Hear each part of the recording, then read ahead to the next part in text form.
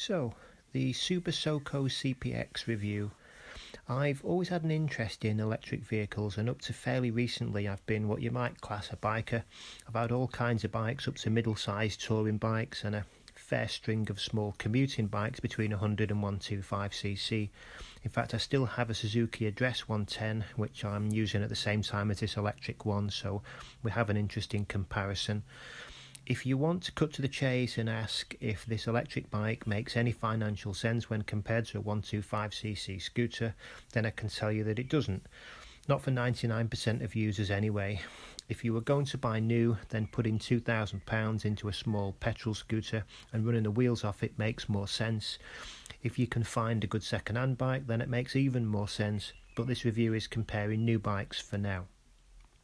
So the running costs of this bike are absolutely ludicrous. It's about 5 times cheaper than a 125, but 5 times cheaper than not much at all is not a lot. And the extra £2,500 in purchase cost over and above a small petrol scooter is never coming back to you.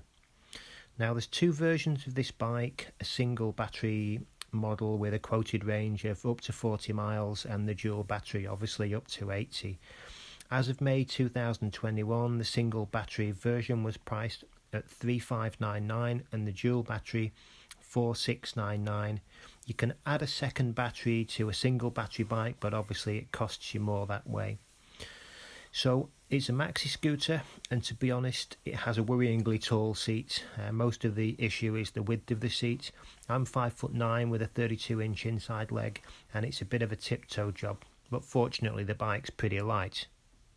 So who are Super Soco? Well, the company formed in 2015, they're based in Shanghai, China.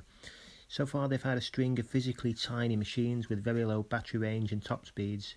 What they were and continue to be is cheap, but cheap relative to other electric bikes, not cheap compared to conventional petrol scooters or small motorbikes. Before I decided to order this bike, I was fully aware of how it wasn't the most sensible choice of vehicle I've ever made, and I went into it without high expectations. So what's it like to ride? Well, the first thing isn't a big surprise. It's really quiet, so you better watch out for yourself, as it even lacks the tyre noise of an electric car.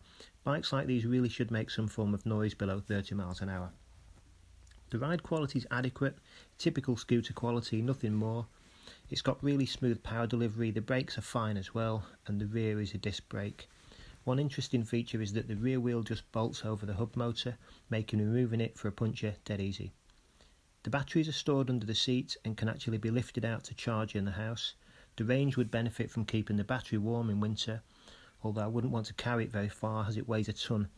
And don't drop it either, because I believe they cost around £1,800 each.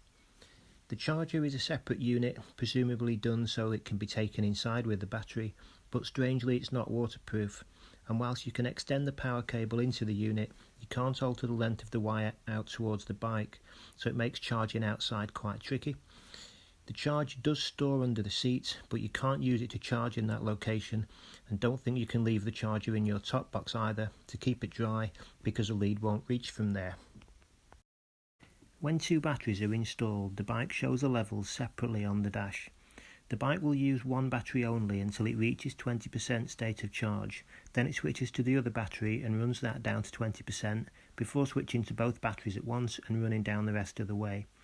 I presume this is done to attempt to avoid the batteries running below 20% on a regular basis, as this is known to cause a certain amount of stress on lithium-based batteries.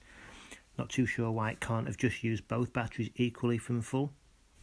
Most electric vehicles, where they allow you to use the majority of the state of charge, i.e. from very close to 100 down to very close to 0, will tend to exhibit some power limit below 10 or 20%. And wow, do you notice it on this bike. A main road and a headwind? Absolutely no chance. The bike tops out around 55 miles an hour, and it is sprightly off the line, subject to a reasonable amount of charge remaining. It's just that there's not a lot of power in reserve at all, making overtaking anything pretty much impossible. It suits a leisurely pace, which could be partially brisk at times, but to my mind the performance does not stack up against the claims that it's on par with a 125. So you might want to know, what's the range like? Well, I got the bike in November and the temperature then was around 4 degrees C. One particular evening, the bike was in the garage batteries in the bike. I went for a ride that was mostly main roads. It was kind of 40 to 45 miles an hour. I managed 58 miles quite comfortably, but I'd probably used about 80% of the power then. I wouldn't have wanted to try and get much further, as you just end up with less and less power. Conversely, I did a ride last week, similar kind of ride.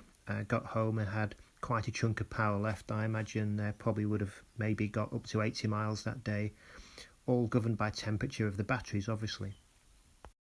By the way, ignore the figure on the dashboard showing the percentage of battery remaining.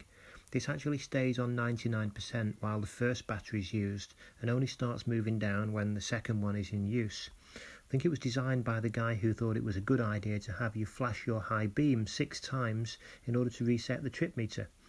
Bit random,